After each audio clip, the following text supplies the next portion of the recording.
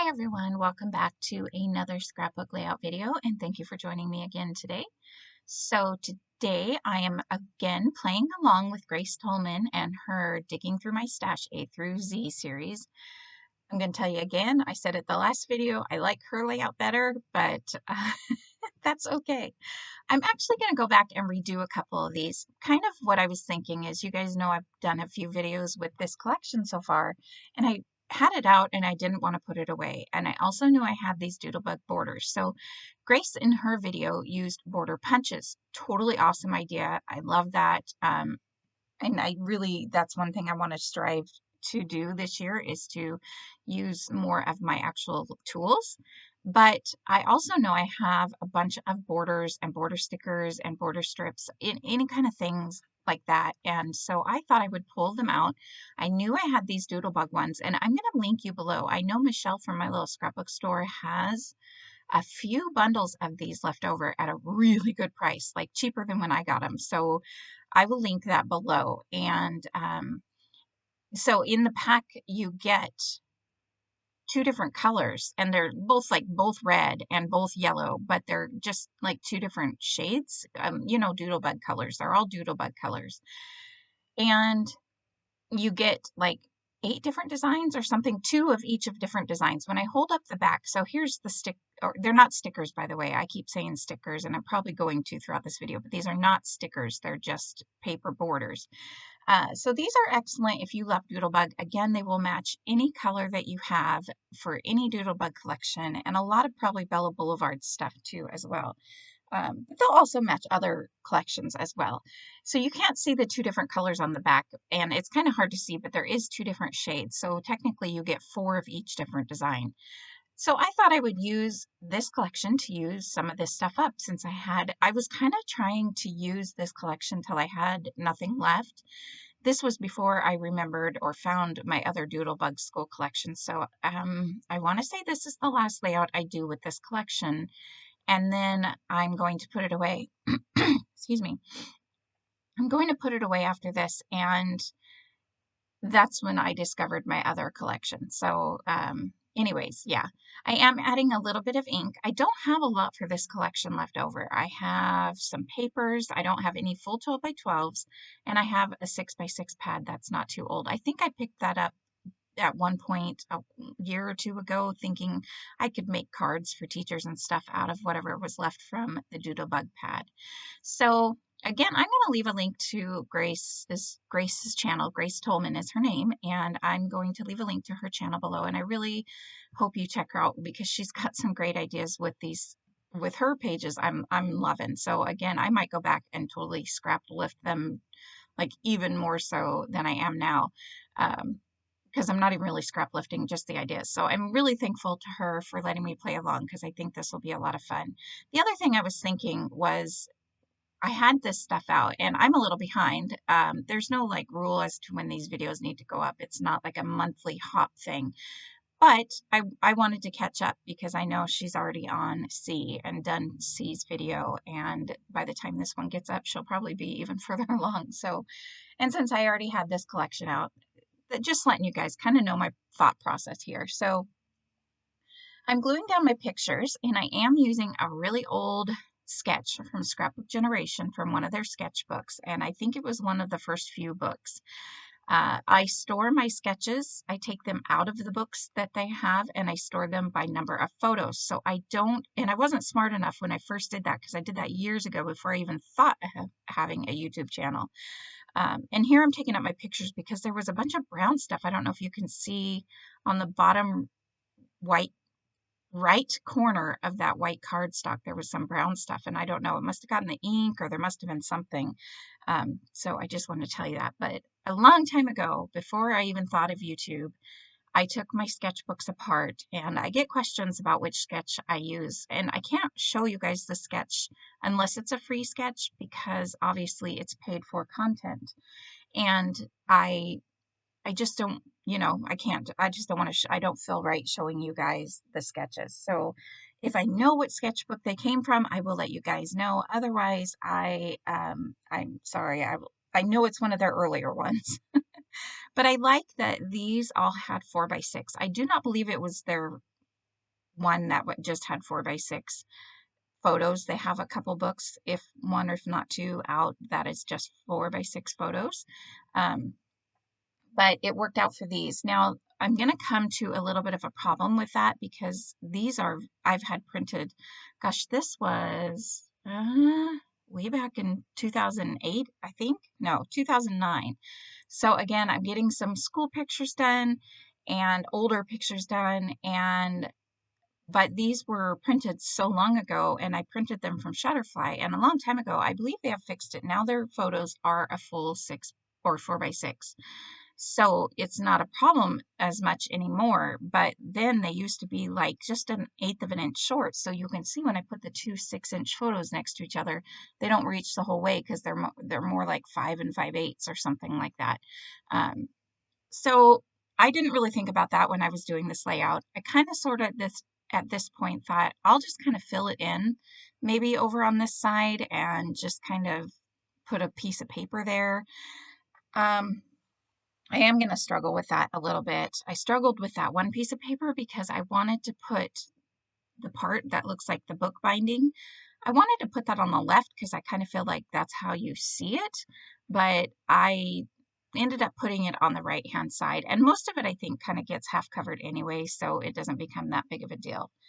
Then I just went ahead and I decided, since I'm going to have this gap here and it's going to bug me to fill it in, I'm just going to go ahead and back this layout. And I'm going to tell you, when I back a double page layout, I always cut the sides wrong. I was hoping to cut an 1/8 of an inch off each side, but I ended up cutting a 1/4 of an inch off the very right and very left, instead of an 1/8 of an inch on that side. And I don't know, I always do that wrong, but that's okay. Instead of cutting it so there's like a 1/4 inch on each side showing, I'm just going to have more showing on the very left and very right of the page. And once I get it glued down, you can kind of see there how there's a strip of the orange that's not as thick as the strip of orange on the right hand side. So along the top and the bottom, it's just not as thick as the right or the left hand side. So but I actually I think it gives it a little bit of interest doing that. It is going to take me quite a few minutes to find what I'm going to back it with. So I'm looking at my Doodlebug Petite Prints, and also that heart paper is a Bella Bestie, and a lot of those pictures go together. I mean, excuse me, colors go together. And I was really trying to decide, I thought maybe the orange because my son is wearing an orange shirt in a lot of them, but I don't know, it just wasn't looking right. And then I'm going to try some reds because there's red on the layout. And the other thing I have to keep in mind is if I have both sheets, 2 sheets of each, since I'm adding a double page, I could have went to my cardstock. I probably should try to make more of an effort to do that. But I did this knowing that these colors were going to match whatever was on the layout, since it's all Doodlebug paper. And I have no problem using up my my Doodlebug Petite Prints too, because I love those just as much. I probably like the Petite Prints more than my cardstock. So originally I think that I don't get this, so don't be mad at me. I tried the white with the red polka dots. So on one side of this petite print is white with red polka dots, and the other side is red with white polka dots. They have all different kinds of petite prints. Again, I can leave a link below to those if you're interested, but I ended up going with, I think I wanted to do the red, and I start to glue this down, and then I realized, okay, yeah, oops. But luckily I had barely put that scrappy tape down, so it didn't stick too much just yet. But now, and I did get it crooked totally on one side. Excuse me, my throat's gonna cause me a bunch of problems. So now you can see, now that both sides are glued down to that red and white polka dot paper, that on the very right hand and very left hand side is thicker than the top and bottom strip of red that shows. But again, I kind of like it. It just gives a little more interest. So I picked these pictures because I knew that I had this sticker sheet and that it had the words first day on there. So this is my son's first day of kindergarten, 2009. And I'm going to go ahead. First I was thinking I would put some foam adhesive underneath these letters, but I kind of just wasn't feeling it once I started playing around with where they went on the page. I'm also struggling a little bit with where I want it to go. You saw me trying it on the left-hand side. I really thought it would look cute in this block over here on the right.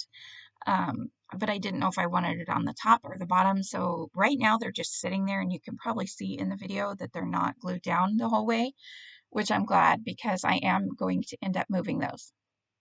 I was thinking the whole time that I was going to end up moving them because I wanted to journal a little bit. I don't have a bunch to say. It's his first day of school, but I knew that I had to fill in that area, and journaling was like the most reasonable idea for that area, especially since I didn't have a lot of stickers. You can see that one. I have 2 of those sticker sheets. I don't know how I ended up with 2, but I guess I'm not surprised since it's Doodlebug.